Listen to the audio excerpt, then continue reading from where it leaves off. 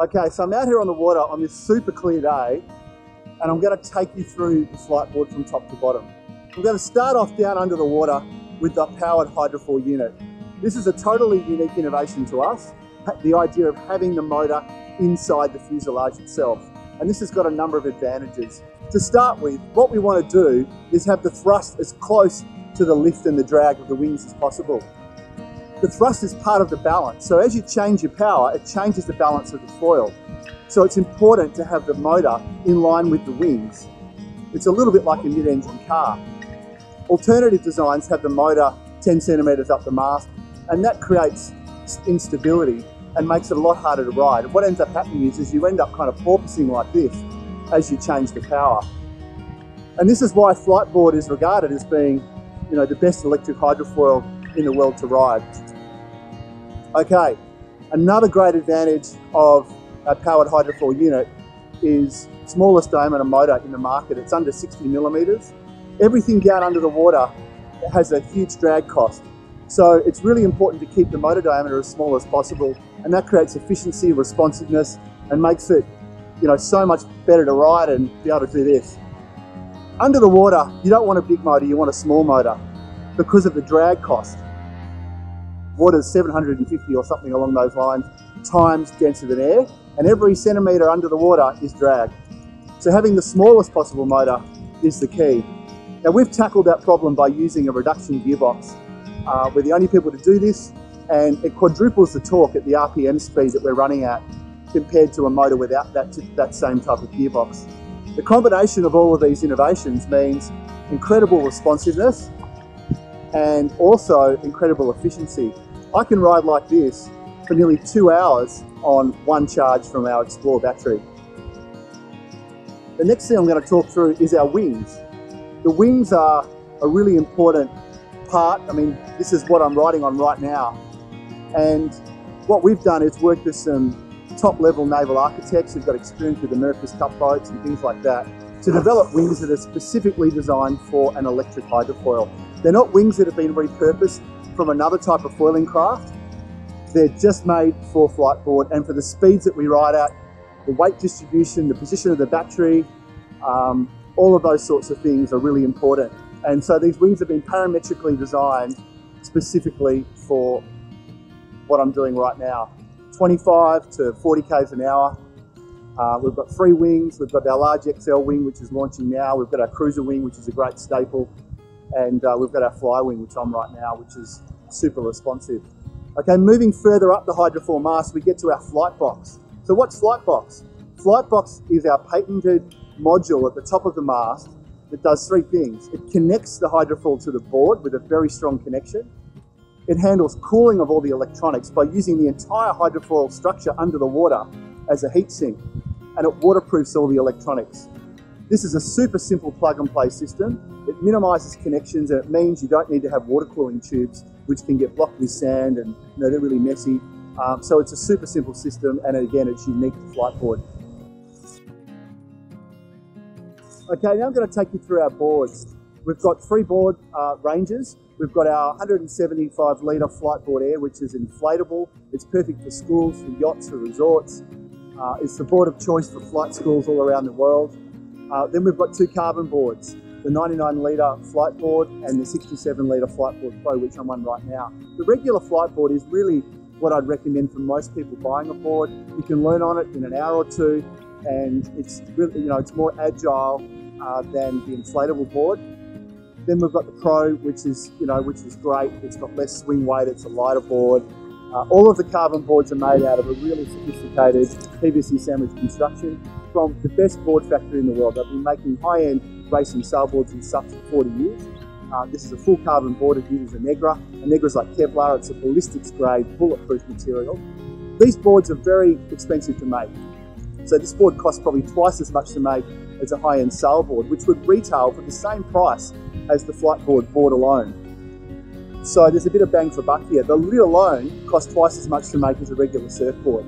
And that's because it's compression molded carbon fibre. It's got to be able to handle heat and extremes left out in the sun. It's got to be able to handle 100 kilo riders and not flex and warp, which is going to compromise the seal and let water into the battery compartment.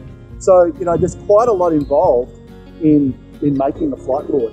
And one of the other unique features of Fliteboard is that we've taken all the electronics out of the board. It's all in the Flitebox, other than the receiver, which is the Bluetooth receiver, which is an easy part to swap and change if you ever have a problem with it if you're a customer. What this means is that if you've got problems with your board, you don't need to ship the whole board back to us.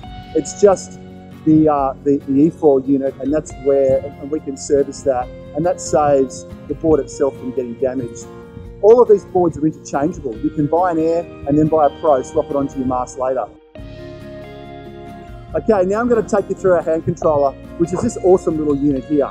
It's the smallest unit in the market by far. It's a tiny little thing, which really becomes an extension of your body, and it's got some really unique features.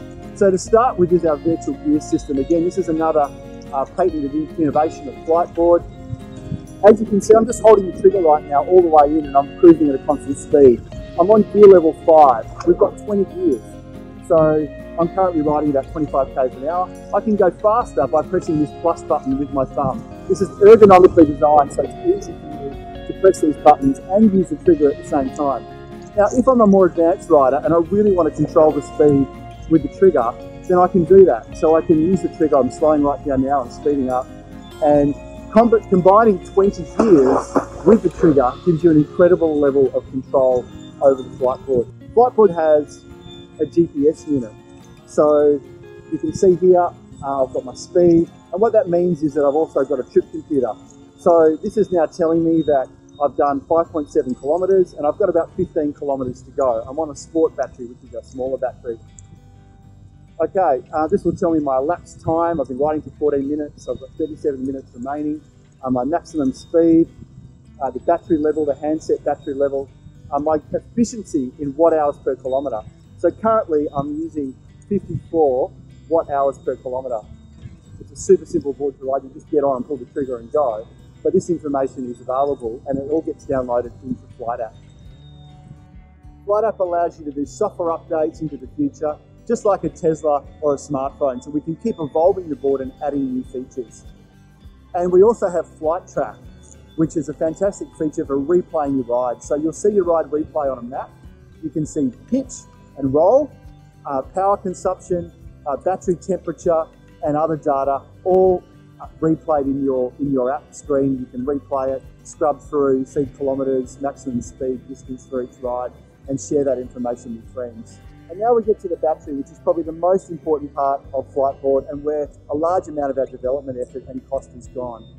The Fliteboard Explorer uses 196 cells.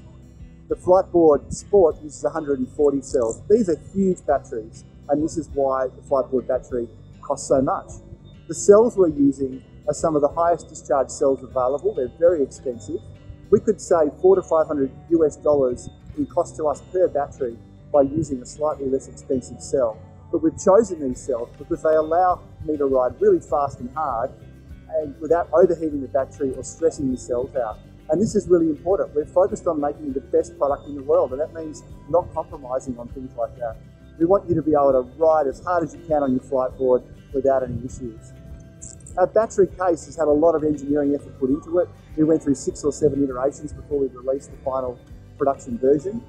We drop tested them from nearly 2 meters. We pressure test them when we sell them. And we've got a great manual water sensing system that allows you to check if water's ever been inside your flight cell.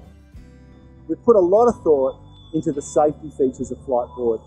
So we've got a magnetic arming system where we have a magnet inside the bottom of this hand controller, and before you can activate the board, you need to put that magnet on a magnetic pad on top of the board. It's super simple to do, and what it does is confirms you're actually on the board. Then you've got a 5-second window to pull the trigger, and that removes the risk of accidentally pulling the trigger and running the motor when you don't want to. We also have tilt detection cutoff. So we have an accelerometer in the board and in the hand control. This is an angular sensor like a gyroscope sensor, which we can use for all sorts of other things in the future. Right now what that does is it detects the angle of the board, and if the board goes beyond a certain angle, what will happen is the motor will cut off. So in a crash, the board will typically cut off before you even hit the water, even if you're still holding your finger on the trigger. So that's a really important safety feature as well. So there you go. all the features of Fliteboard from top to bottom. Probably the most important thing though is the ride. It's just a fantastic ride. It's such a well-balanced machine. We're often thinking about how we can improve it, and we're a little bit dumbfounded, we're a little bit stuck, because this is just an awesome machine. And we encourage you to get out on the water and try one for yourself. Whether that's in a flight school, having a lesson, we've got a number of schools all around the world, and or it might be buying your own flight board.